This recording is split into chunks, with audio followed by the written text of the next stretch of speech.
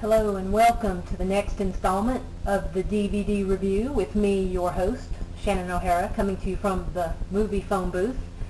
Today we're going to review Revenge of the Sith, the final installment in the Star Wars saga.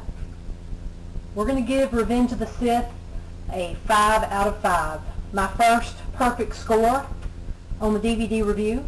This film follows Anakin Skywalker's journey to the bleak blackness of the dark side, where ultimately leads to a fight between him and his mentor, Obi-Wan Kenobi, and sets us up for Chapter 4, 5, and 6. This DVD has about 6 hours of bonus features. Has this great little booklet inside, which you know how I love those. And this DVD also has Easter eggs. If you don't know what those are hidden things on the disc. For instance, you can find bloopers and I believe a rapping Yoda hidden on this disc if you know where to look. You can look up those instructions on the internet. Now, we'll also be taking a look at a couple of my favorite scenes from the movie and take a look at the centerpiece of my Star Wars collection, a birthday gift I received a couple of years ago. Let's take a look.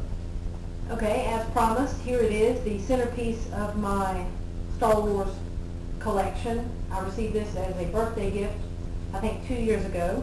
It's a replica, a master replica of Luke's lightsaber, and all you Star Wars fans know that will mean that Shrink.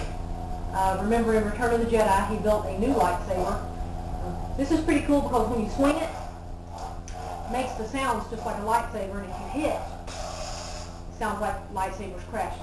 This is also good because it frightens my dogs, and if they're ever bad, I can chase them with it. Terrifies them. Okay, now we're watching clips, and we have good versus evil. Anakin versus Obi-Wan in the ultimate showdown. That's my favorite part with that lightsaber duel.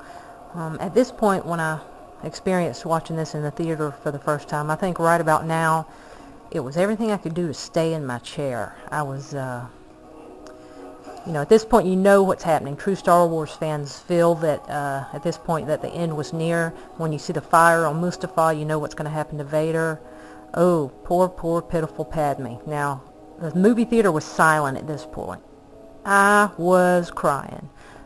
This was pretty bad. And you know, there's Padme, and she still looks like she's expecting a baby, and you know the secret. The secret is that the babies were born, and you know who they are.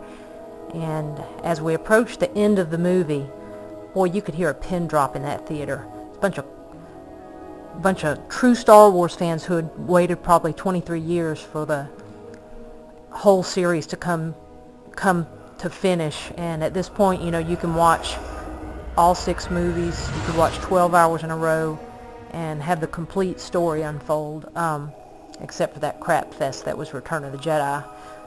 That one was so bad. And at this point, you hear, you saw the Imperial Star Destroyer, the Super Star Destroyer. You know it's Vader's. You know who's on there. You know what's happened to him. And now you actually hear Darth Vader's theme.